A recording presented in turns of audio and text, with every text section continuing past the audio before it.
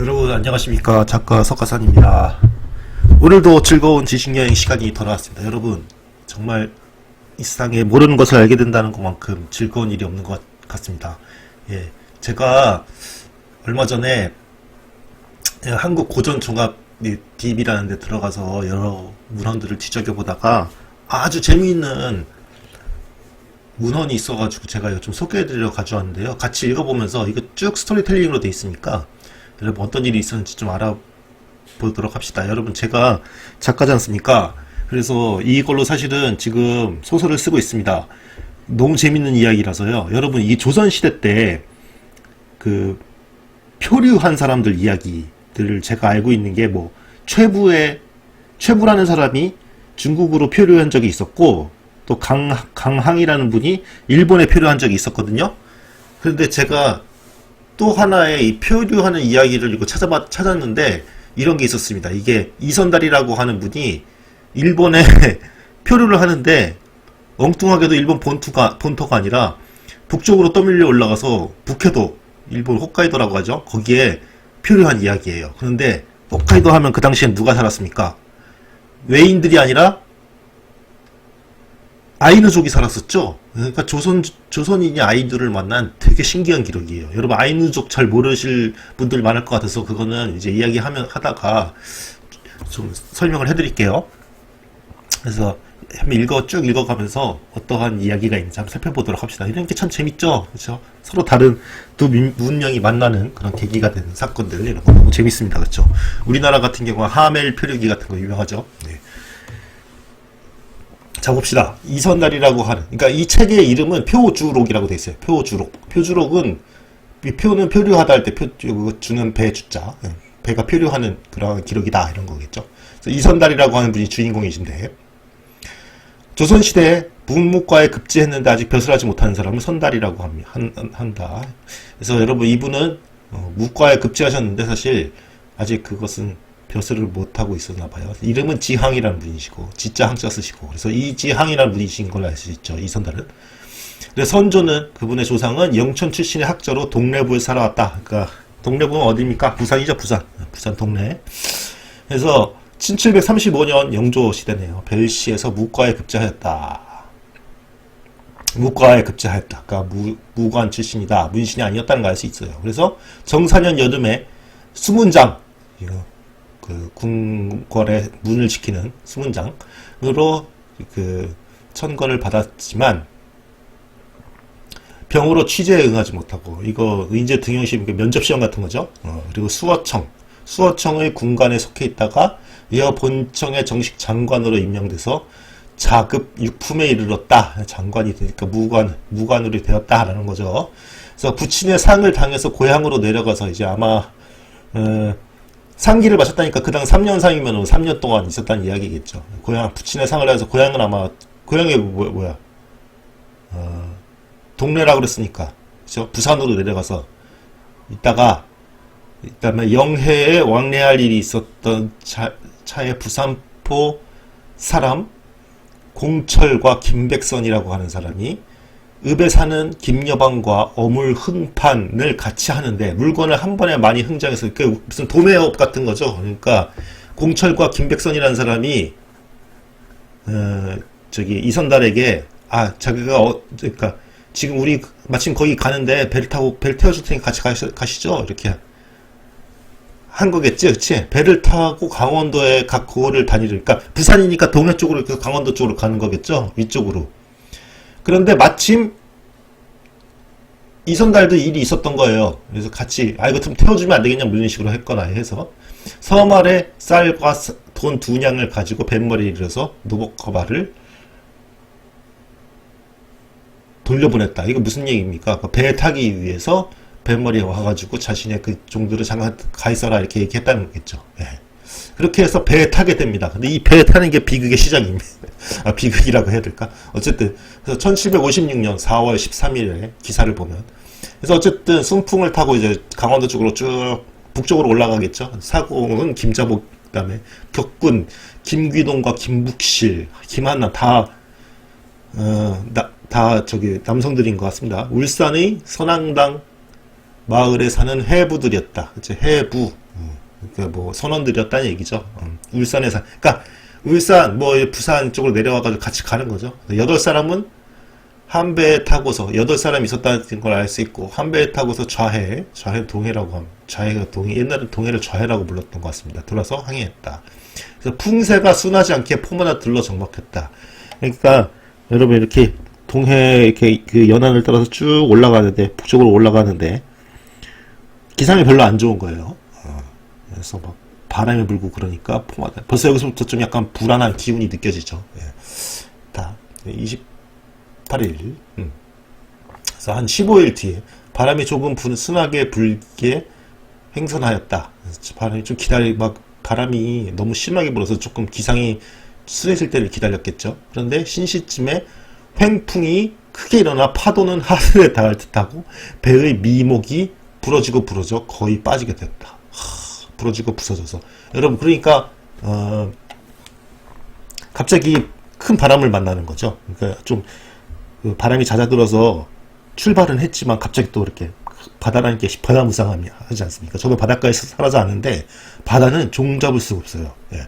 그래서 뭐 갑자기 무슨 조류가 달라지기도 할 때도 있고 바람이 불면 어떻게 해야 될지도 모르고 그럴 때는 그래서 배가 막 부서지기 시작합니다. 그래서 노를 대신 질러서 비록 물속에 빠져 죽는 것은 면했지만 그러니까 이 미목이 부러졌으니까 노를 다시 이렇게 가로질러서 배를 버티게 만든 거죠. 근데 횡풍으로 가로 바람이니까 이렇게 동쪽으로 쭉 이렇게 그 표류하기 시작한 거죠. 그래서 대해로 떠밀려서 밤새도록 표류했다. 그러니까 일본 우리 지금의 동해의 북쪽 방향쯤 될 것 같습니다. 그렇죠? 그렇게 그쪽으로 북동쪽으로 이렇게 쭉 뛰어내려 가는 거예요. 그래서 생각해 보시면 그리고 다음 날 4월 29일은 아침에 보니까 끝이 없는 큰 바다 가운데 다만 사방이 구름에 덮여 있는 것만이 보일 뿐이었다. 너무 기상이 안 좋은 겁니다. 그래서 바람 부는 대로 표류해서 하루가 지나고 이틀이 지나도록 막막할 뿐 섬 하나 보이지 않았다. 여러분 동해에 보면 우리 남해나 서해처럼 다도해가 아니잖아요. 예. 제가 망망대해처럼 보이겠죠, 그렇죠? 그러니까 일행은 배에 걸쳐진 나무에 허리를 메고 비옷을 덮어 몸을 가렸다. 왜냐면 빠져 죽으면 안 되니까 이렇게 했겠습니다. 이 당시 생각을 해보십시오, 진짜. 배가 뭐 지금처럼 뭐 모터가 달려있는 것도 아니고 얼마나. 그래서 기력이 이미 다하고 정신이 혼미해져서 저도 모르게 쓰러져서 잠들어서 마치 이미 죽은 사람들과 똑같았다. 와, 생생하네요. 그 다음날 새벽 날이 채새기 전에 떠들썩하게 우는 소리가 덥게 하도록 희미하게 들려왔다. 떠들썩하게 우는 소리가 덥게 무슨 소리일까요? 억지로 일어나서 허리에 묶은 것을 풀고 서서 보니 사방은 안개로 가려져 있고 바닷물이 치솟았다. 그래서 동방은 이미 밝아지고 있는데 여기서 해가 떠오르고 있는데 배는 어느 방향으로 향하는지 알 수가 없었다. 그렇죠. 이렇게 왜냐면 막 사방팔방이 지금 안개 같은 것으로 해무라고 하지 않습니까? 해무 바다 안개 때문에 바닷물 어디가 방향을 알 수가 없는 거죠. 근데 해가 돋는 것을 보고 이 동쪽이구나 라고 하는 것을 알았으니 배가 향하고 있는 것은 축인방인 것 같았다. 축인방은 거의 북동. 제가 보시면 우리나라가 이렇게 있으면 일본의 홋카이도 동북쪽에 있잖아요. 그렇죠? 그쪽으로 좀 계속 떠내려가는 거예요. 계속 가는 건데 이제 북한 쪽에 보면 무슨 뭐 함경도나 이쪽으로 가는데 그쪽으로부터 너무 멀어져 있어서 육지는 안 보이는 거겠죠. 서쪽으로는. 예. 그래서 노를 잡는 사람에게 삼가서 방심하지 말라고 일렀다. 야, 그러니까 너 조심해라. 아직 그러니까 지금 태풍이 다시 올 수 있으니까 조심해라 라고 했습니다. 정박했던 그것을 마침으로 해서 죽이나 밥을 지어 먹은 일이 없이 다만 생쌀을 씹고 약간의 물로 목마름을 풀어왔다. 비참한 지금 시죠. 마지막으로 정박했던 곳에서 죽이나 밥을 얻고 생쌀을 씹고 약간의 물로 목마름을 풀어. 그러니까 배고프고 지금 큰일 난 상황이죠. 죽이 이때쯤이면 우리 죽을지도 모르겠구나 이런 생각들을 하겠죠. 예. 7일째 물이 다 떨어졌다. 그래서 이제 큰일 났네요.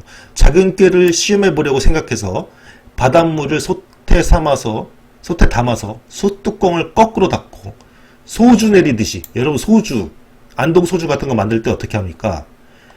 이렇게 무슨 탁주 같은 걸 끓여가지고, 그렇죠? 그러면 알코올이 먼저 증발하죠, 그렇죠? 이렇게 그러면은 그 이슬을 받으면 그것이 이제 소주가 되는 거죠.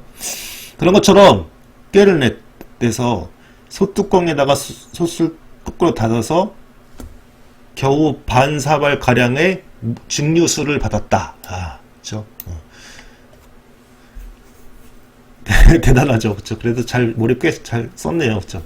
그 여러분 혹시 파이 이야기라는 소설 읽어보셨는지 모르겠는데 그게 표류하는 이야기거든요. 거기서도 보면 그 생존 키트에 이런 게 있다고 하죠. 이렇게 비닐로 돼 있어서 그 태양열에 태양광에 이렇게 바다를 물을 끓여서 증류주를 받아 먹는 거 이런 거. 그 맛이 과연 담담하였다.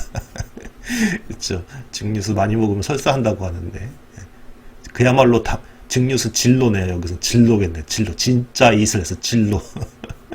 그래서 그것을 각 사람에게 나누어서 약간 갈증을 풀게 했습니다. 그리고 번갈아 가면서 불을 지펴서 증류수를 받아 먹었다. 아, 배 안에서 불을 지폈다네요. 예, 대단하네요. 예. 그 다음날 유시쯤에 마침 한 마리의 물개, 해구 물개, 여러분, 그 홋카이도 근처에 물개가 있나 봅니다. 그렇죠.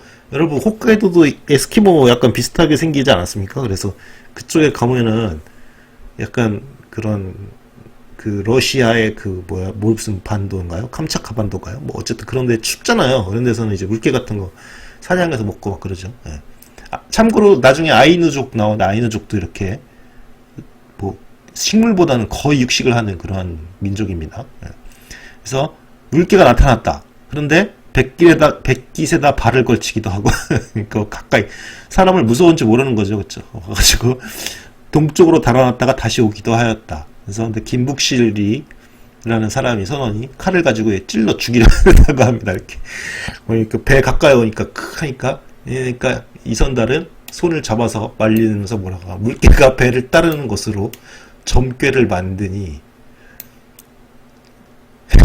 물개가 배를 따르면서 이렇게 수영을 하는 것을 보고 그 그림 이렇게 물길을 보고서 점괘라고 생각했겠죠. 천지비계를 얻었다고 합니다. 그래서 괴는 비록 불길하지만 천지비계는 불길한 개인가 봐요. 60개 중에 하나인데 세효가 제효를 띄었고 일지는 복덕에 닿으니 우리는 반드시 죽음을 면해. 이거 완전히 코에 걸면 코걸이, 귀에 걸면 귀걸이죠. 그렇죠? 근데 왜 이런 얘기를 했을까요? 선원들이 동요하지 않고 좀 약간 이렇게 차분하게 하기 위해서 꾀를 낸 거죠. 이분이 보시면 되게 지혜로운 분인 것 같아요. 이선달이라는 분이. 그래서 걔는 비록 불길하지만 그래도 반드시 죽음을 면할 것이니까 저희는 살려줘야 된다라고 이렇게 김북시리를 둬서 했다. 그리고 달래니까 모두 곧이어 관세음 모사를 외우며 그치지 않았다. 여러분 이거 보시면 알 수 있어요. 그 당시 민중들은 이렇게 불교, 그렇죠? 지금 보세요.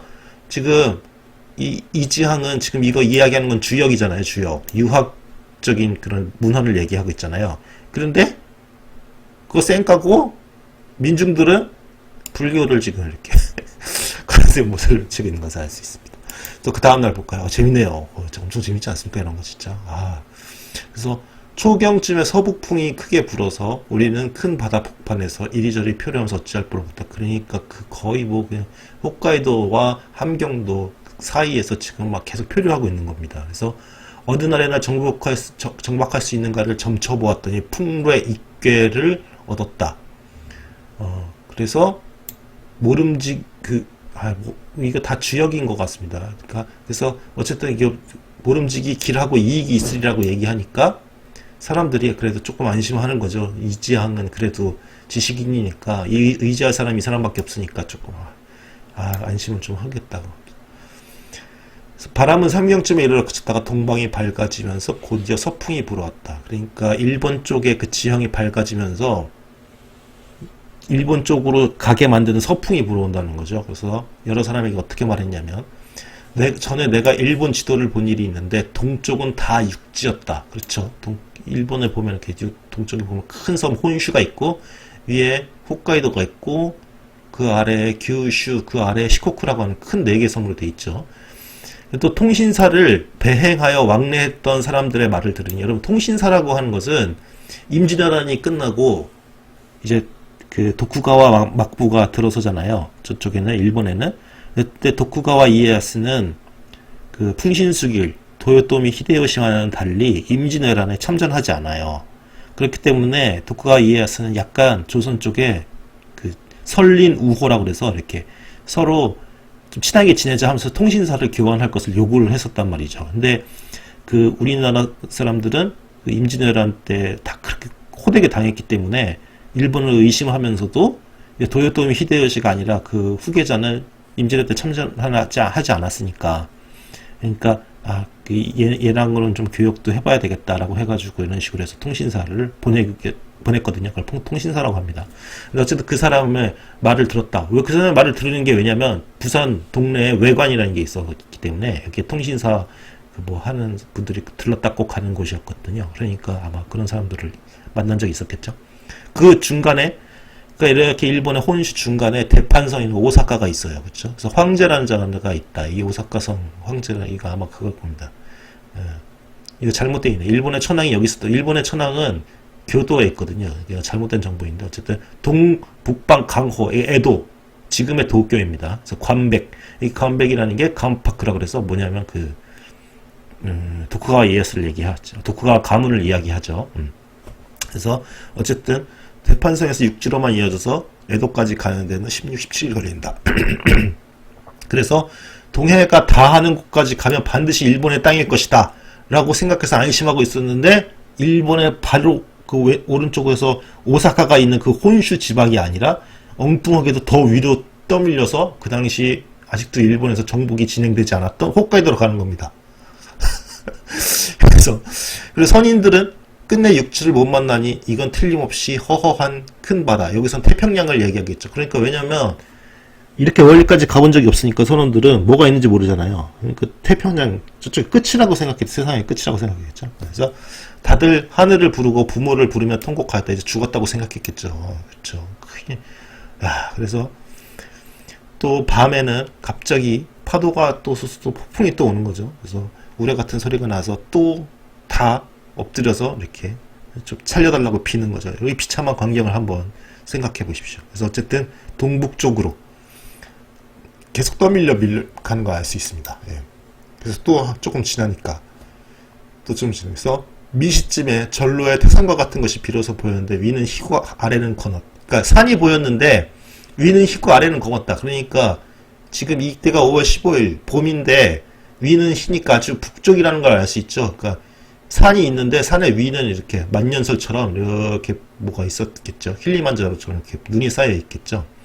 그래서 희미하게 그것이 보이는데도 배 안에 있는 사람들은 모두 기뻐했겠죠. 당연히 있겠죠. 이제 살았구나 해가지고 점점 가까이 가서 살펴보니까 산이 푸른 하늘에 솟아 있어서 위에 쌓인 눈이 희게 보이는 것이었다. 그래서 쭉 해서 어떠한 섬 같은데 지금 표류를 한 겁니다. 일본의 홋카이도 옆에 있는 뜨문뜨문 섬이 있거든요. 그래서 왼쪽으로 무인도 같은 것도 있고 유인도도 있고, 그래서 배는 동요해서 안정되지 않고 주림과 갈증으로 기력이 없어진 데다가 파도가 배를 쳐서 배 안에는 물이 가득해서 춥고 배고프고 아주 그냥 그래서 사람들이 작은 2개의 통으로 물을 퍼내서 가까스로 물에 빠져 죽는 것만은 그러니까 배도 지금 손상이 심하게 돼가지고 막 계속 물이 차는 거죠.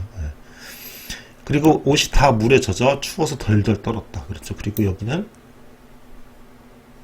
일본의 북쪽이니까 홋카이도가 또 얼마나 춥습니까? 5월 15일이면 아직도 일본의 그 홋카이도는 겨울입니다. 겨울. 그래서 어쨌든 그렇게 해서 밤을 보내고 아침에 육지를 바라보니까 어쨌든 그 산에는 중턱 이상의 눈이 가득 있고 그 아래는 초목이 울창하게 우거져 있었다. 여러분, 일본의 홋카이도의 초목은요 어마어마합니다. 제가 홋카이도에 가봤거든요. 홋카이도에 친척이 살고 있어요. 그래서 홋카이도를 일주를 했습니다. 거의 일주 하는데도 차로도 하는데도 완전 오래 걸려요. 근데 얼마나 초목이 울창하냐면 제가 그때 우리 친척이 그 봉고차를 대절해가지고 우리 가족이 전부 이제 그 해안도로를 따라서 가다가 이렇게 숲길 같은 게 나오는데 진짜 이건 거짓말 아니라 한 1초에 1분에 한 번 정도 새가 쳐요. 새가 이렇게 와가지고 트럭에 부딪혀서 새가 그냥 로드킬 당하는 거지. 그리고 길 보면은 뭐 고라니 같은 거, 사슴 이런 거 많이 죽어 있고, 그리고 곰이 출현한다고 하는 표지도 나오고, 일본 거기는 뭐 아직도 야생 지역 이게 엄청 숲이 엄청 아주 울창하고 무슨 뭐 동물도 우리 나라에서 나오는 것과 차원이 다릅니다. 곰 같은 거 뭐 엄청나게 나옵니다. 그래서 굉장히 뭐라 그럴까 늪지대도 많고 그런 곳이에요. 예. 우리가 생각하는 것보다 더 아직도 야생이 그렇게 보존되어 있는데 옛날엔 어떻겠습니까? 그래서 사람 사는 집은 없고 다만 산기슭 밑에 임시로 지어놓은 초가 20여 채가 보일 뿐이었다. 여기서 역사상 처음으로 조선인과 일본 홋카이도의 원주민이었던 아이누족이 여기서 이제 문명의 첫 만남이 나타납니다. 여기까지 읽고 내일은 아이누족이 과연 무슨 민족인지 그걸 한번 보도록 합시다. 가서 집들을 보니까 집안에는 무수한 물고기들이 매달려 있었다. 그러니까 말리려고 하는 거겠죠. 엄청 거의 대구나 청어 같은 것들, 기름진 생선들이죠. 그렇죠. 포로 만들어 놓을 수 있는 그런 것들. 이름도 알 수 없는 기타 자본은 건포를 만들려고 많이 매달아 놓았다. 그래서 그 뱃사람들은 그것을 가져다가 삶아 먹고 목이 말라서 물을 잔뜩 마셔서 배를 푹처럼 해가지고 곤히 누워 일어났죠. 여러분 생각해 보십시오. 며칠 굶었는데 원주민이 이거 무슨 상관이겠습니까? 가서 먹어야지, 그죠? 원주민들은 황당하겠죠, 와보니까, 그죠? 어쨌든 그대로 그곳에 배를 정박시키고 배에서 내려서 비옷을 덮고서 자는 둥 마는 둥 밤을 지냈다. 되어 있습니다. 표류하다가 탁 일본 홋카이도 근처에 어떠한 섬에 정박할 수 있습니다. 여러분 재밌죠? 예. 내일부터는 아이누족에 대한 이야기를 좀 해보고 이선달과 아이누족의 만남이 어떻게 이루어졌는지 한번 보도록 합시다. 예. 이 정보가 재밌으셨다면 좋아요와 구독 좀 부탁드리겠습니다. 감사합니다.